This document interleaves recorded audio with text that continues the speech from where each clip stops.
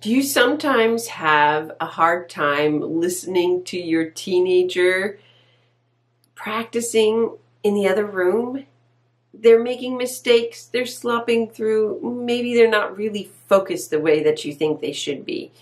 Let's talk about how to deal with those mistakes and some great ways to support your teen.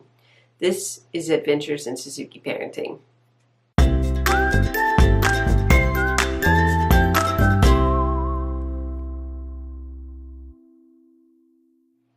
At some point, as your child moves into being a teenager, they are most likely practicing on their own. And sometimes they are using the skills that we have been working on from the very beginning carefully and considerately.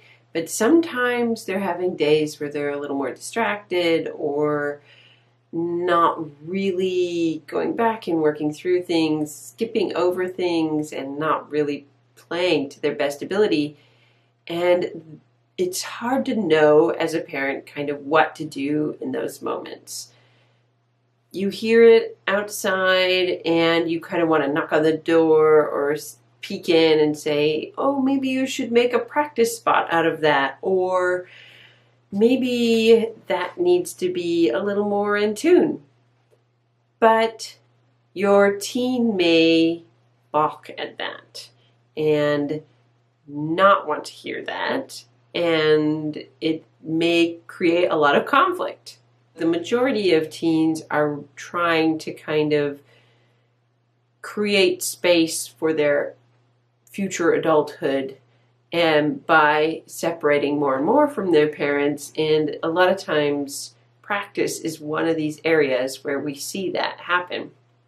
So what do you do if you feel like your child is not getting as much out of their lessons as they might be if they were practicing more carefully?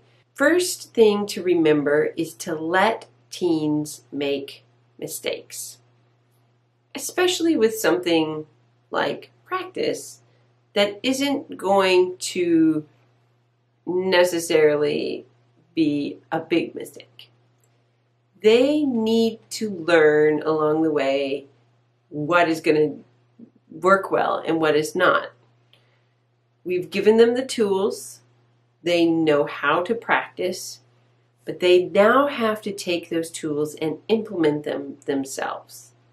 And that means that you're going to have some lessons where your teen shows up and they are not as prepared as they should be. And the teacher's going to know.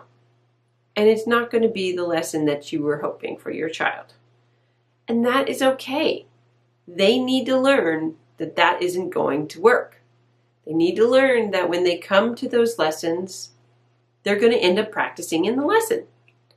So just remember that those lessons of making a mistake, showing up not as prepared as you would hoped, not being super proud of the work that you had done, those lessons are an important part of this process. It isn't learning how to make music, but it's learning how to show up prepared. The second thing is that I think that most teens mostly need to hear good words of encouragement from their parents.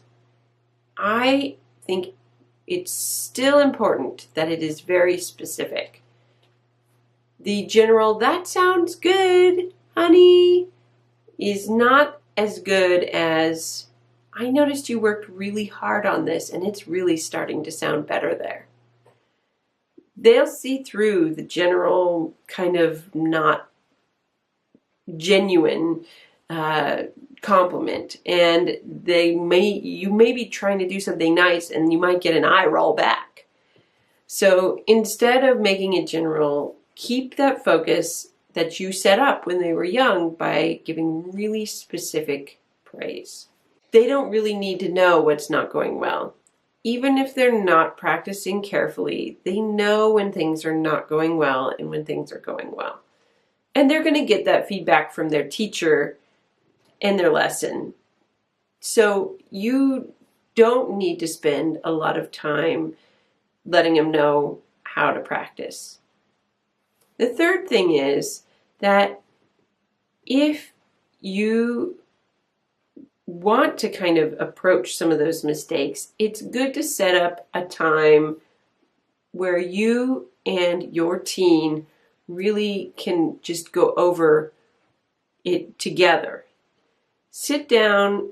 You could do it after each practice, or you could just do it once a week, maybe midway between your lessons, and check in with each other. How is this going? Are you able to do this easier than last week? Are you able, have you been able to practice this, and do you have any questions on how? Do you have anything that we should go over together before we have our lesson?